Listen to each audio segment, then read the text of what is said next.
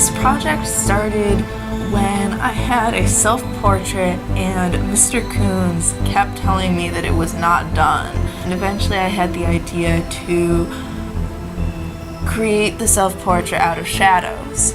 It really came out of this whole notion that we have to go above and beyond for the kids who are really craving that. The scenario was, what if we did something?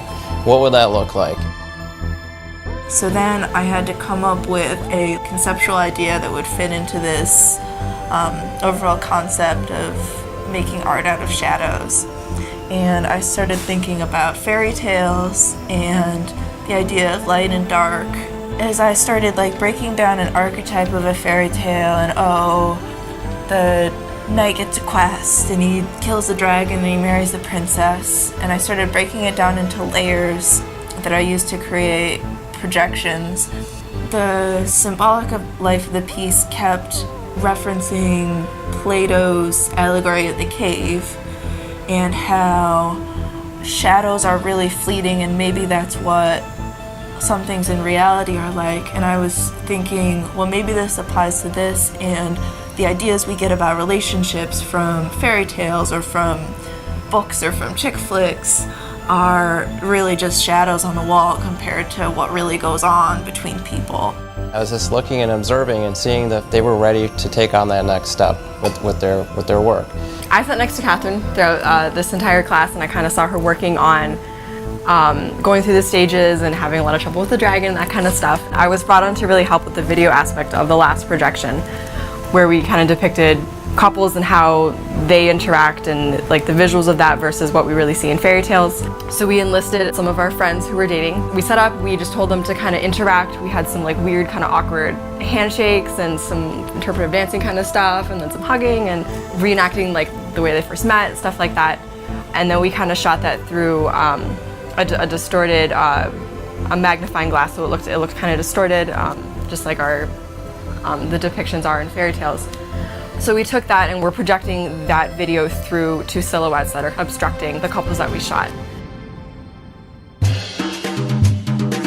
The first projection, if you're moving on the installation in order, is about the princess. I was thinking about how two-dimensional a typical fairy tale character would be, especially if they're a damsel in distress and they're just around for the very end when the knight saves them.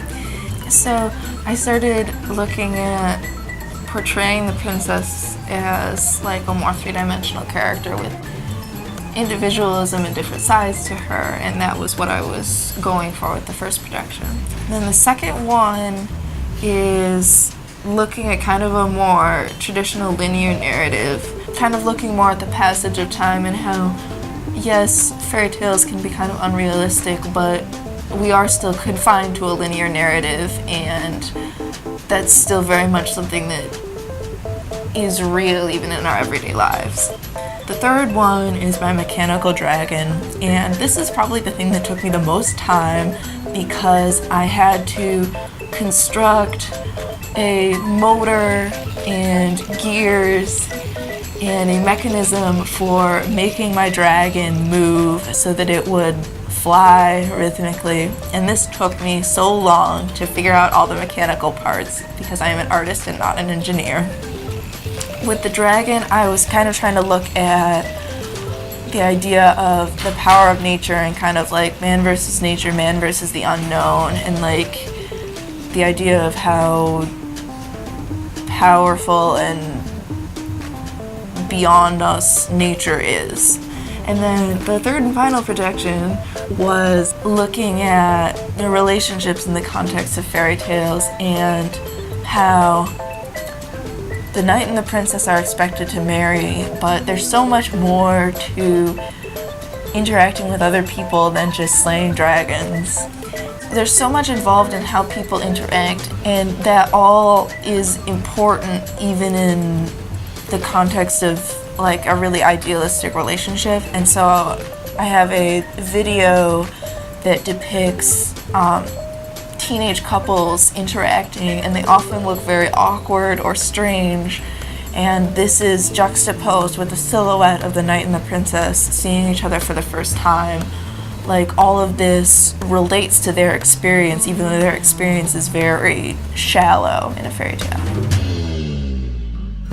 I was just incredibly pleased to see how all the intricate components to her vision were able to take all these different aspects of resources that we have in the district and then create an event and have the community come in to celebrate that event is a really powerful thing.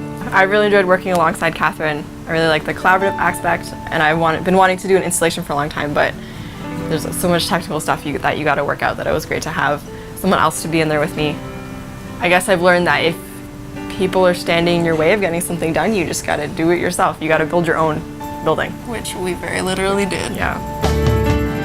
Moving forward, I think we have so many individuals like Catharine and Evie who are just so eager for more, and we should give them those opportunities. You know, look at our technology department, our English department, any different avenue to explore and to tap into those resources to take things to that next level. And I just can't wait to see the future. I can't wait to see, you know, what these two individuals started and how that can just keep going.